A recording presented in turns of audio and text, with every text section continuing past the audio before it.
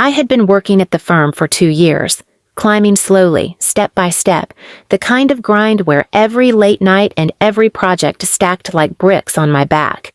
I wasn't the smartest in the room, but I was the one who always showed up. People noticed. At least, I thought they did. I had just finished presenting a project that had taken weeks of research, and for once my boss, Mr. Harrington, had nodded with that rare approval that made the hours worth it. The next morning, I walked into the office ready to start again, only to find silence where greetings usually met me. Whispers hovered behind cubicle walls. My coworkers glanced at me, pity dripping in their eyes, but no one spoke. The receptionist, who usually smiled, turned her face away like I carried shame on my skin. I didn't understand until I reached my desk and saw the email. "See me in my office immediately. Please subscribe to our channel and tell us in comments from where are you watching this video." Inside, Mr. Harrington's jaw was tight. He didn't look at me like an employee anymore, but like something sour that had gone bad too fast. "I don't know what games you're playing," he said, "but we don't tolerate unreliability here. Clean out your desk." My stomach dropped. I stammered, "Unreliable? Sir, I've never missed a deadline. He cut me off by sliding his phone across the desk. On the screen was a text thread from my father. "She's unreliable trash. Don't waste your company's time on her. Hire my other daughter Claire instead. She'll bring real value." The words blurred in my vision. My father, the man who had never once praised me, the man who compared me endlessly to Claire, my younger sister, the one who lived off their favoritism like it was air. And now he had sabotaged me at the one place where I thought I was free from their shadow. I couldn't breathe. I wanted to scream that it wasn't true, that this was cruelty, not fact, but Mr. Harrington had already made up his mind. "Family knows best," he muttered. "If they say you're unreliable." He let the sentence dangle, cruel in its incompleteness. My career evaporated in that pause. I left the office with my box of belongings, each item heavier than the next. My coworkers avoided eye contact, but I caught one woman shaking her head in disgust, not at me, but at what she must have pieced together. I wanted to vanish, but instead, I walked straight home, each step slower than the last. When I opened the door, my parents and Claire were waiting in the living room. My father smirked before I could even drop the box. "So they finally saw what we've always known," he said. My mother added, "Better to cut off dead weight before it drags everyone else down." "And Claire?" She sat there with her legs crossed, her phone in hand, pretending not to gloat, but her grin betrayed her. "You texted my boss?" I asked, my voice breaking. "Yes," my father said flatly, like it was nothing. "You should thank us. This way your sister gets the chance she deserves, and you won't embarrass us anymore." My mother nodded as if it were logical. "Claire will make this family proud. You've always been a liability." The box slipped from my arms, crashing onto the floor, scattering pens and folders. My hands shook, but not from weakness, from rage, from betrayal so sharp it cut deeper than any wound I'd known. They hadn't just taken my job, they had stolen my dignity, my chance, my breath, and they laughed while doing it. But as I stood there, my father's smug face inches from mine, I realized something. If they could destroy me so casually, then I could destroy what they worshipped with the same coldness. They had no idea the storm I was about to unleash. And for the first time in years, I smiled. I didn't sleep that night. I sat on the floor of my room, the box from the office still spilled across the carpet, staring at the objects that once represented a future I thought I was building. Every achievement, every note, every little token of effort, they were all worthless now because of a single text my father had sent. I replayed his words in my head. Unreliable trash. It echoed like a curse.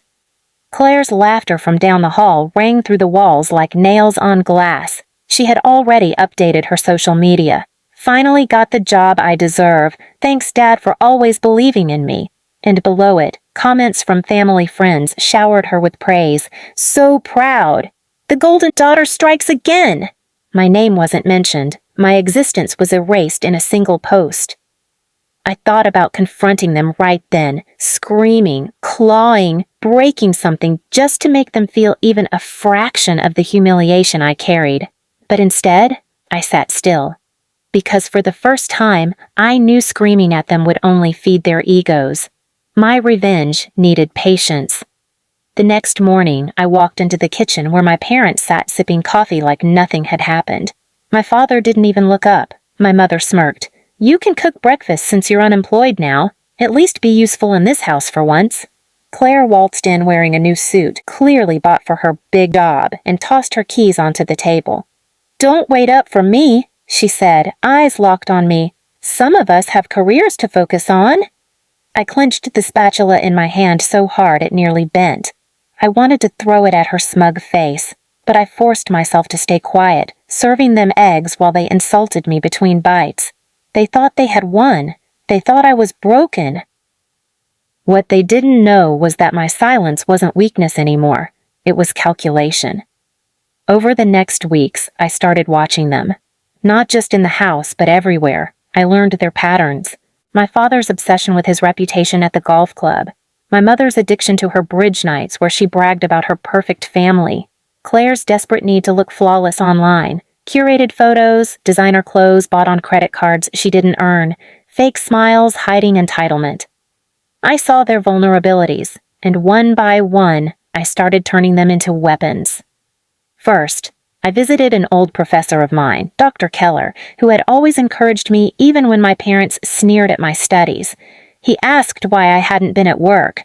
My throat closed, but I told him the truth.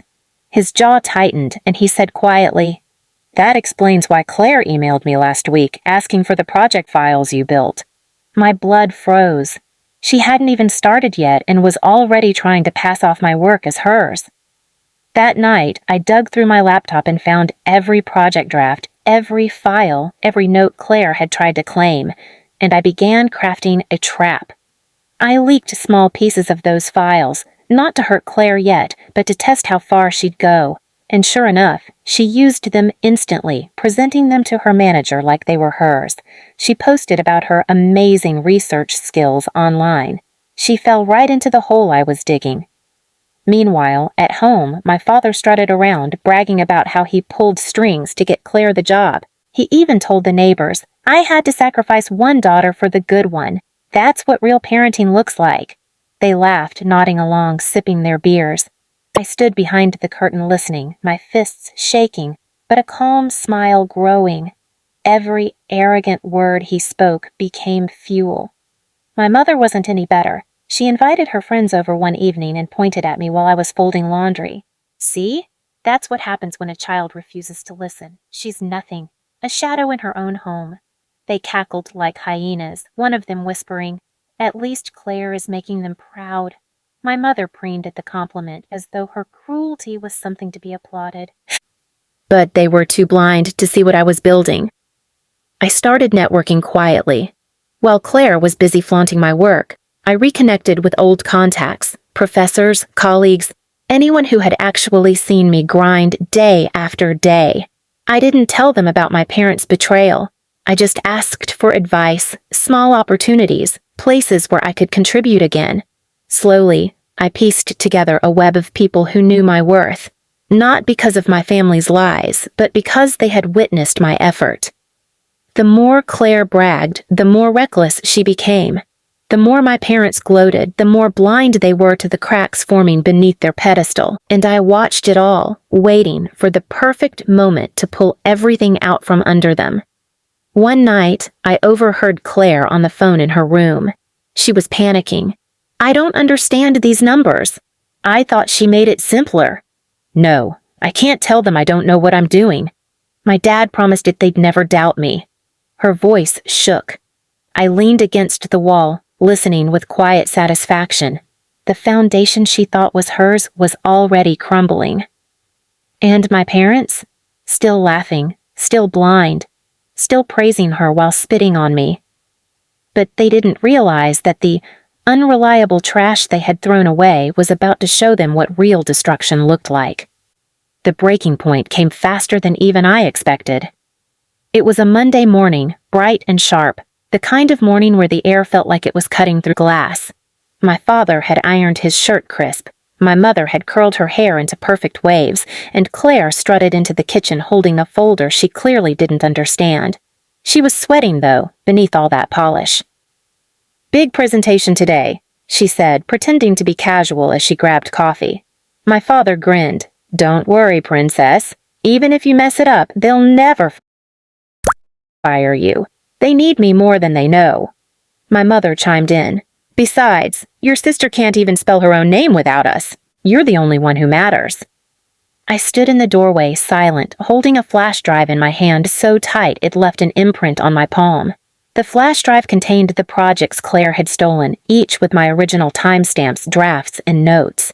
It also contained the new presentation, one I'd carefully built to expose every flaw in Claire's fake knowledge. And it was already waiting in her office inbox. I didn't go to work that morning. I didn't even leave the house. Instead, I sat in my room watching the clock tick. Every second stretched.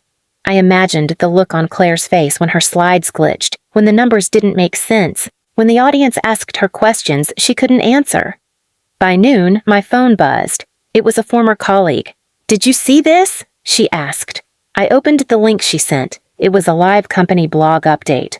"Critical project presentation derails after major errors discovered." My lips curled. Later, another message came in, a video clip. Someone had secretly recorded the meeting. Claire stammering, flipping through slides that didn't match. Executives exchanging bewildered looks. One asked her directly, "Who authored this data?" And she froze. She tried to say she had, but the projection behind her flashed my name, clear as daylight, on the metadata of the files. The silence in that room was deafening, even through the screen. I laughed for the first time in months. By the time Claire got home, her face was pale, mascara streaking. She slammed the door, screaming at my parents. "Why didn't you tell me she'd sabotage me?" My father barked. "She doesn't have the guts." My mother snapped. "It's your fault for being careless." And then Claire turned on me. "You ruined my life," she shrieked. I stepped into the living room calmly, every word I had buried now rising like fire. "No, Claire, you ruined yourself. You thought stealing my work made you smart. You thought Dad's lies and Mom's applause would carry you, but all it did was make you hollow." My father stood, his face red. "You think you're clever? You embarrassed this family." I smiled, sharp as a blade. "Family? You ruined that word long ago. You fired me with a text. You called me trash. You sold me out to protect a fraud. And now the world knows the truth. You're parasites feeding on lies." My mother tried to slap me, but I caught her wrist mid-air and pushed it down. She gasped like I'd burned her. "You'll regret this," she hissed. I leaned in, whispering so close she flinched. "No, you will." Over the next weeks, their empire of arrogance collapsed piece by piece. Claire lost her job after an internal review confirmed plagiarism. My father's golf buddies turned cold, whispering about how his brilliant daughter had been exposed as a fraud. My mother's friends stopped inviting her to parties. Who wanted to be seen with the family everyone laughed at now? But I wasn't done. I had already been quietly networking, laying bricks for my own path, and when I accepted a new role at a rival firm, the irony cut so deep it was poetic. Claire's former manager called me personally, offering me the job after reviewing the original work that proved I was the true author. When I walked into that office on my first day, heads turned, whispers followed. That's the one whose family tried to ruin her. But instead of pity, there was respect in their eyes. And at home? Silence. My parents avoided me, their laughter gone.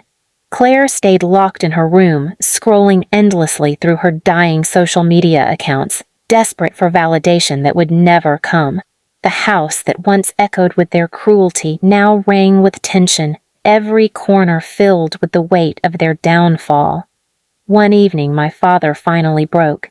He sat in the kitchen, his head in his hands, muttering, "This family's name. You've destroyed it." I walked past him, cool and steady, dropping my new company badge on the table so it gleamed under the light. "No," I said, my voice calm, lethal. You destroyed it when you chose pride over love. All I did was show the world what you really are." For the first time, he didn't argue. And as I walked upstairs, hearing the suffocating silence behind me, I knew my revenge wasn't just about exposing them. It was about surviving them. And now, they had to live every single day with the truth. The trash they spat on was the only one who rose from the ruins. Please subscribe to our channel and tell us in comments from where are you watching this video.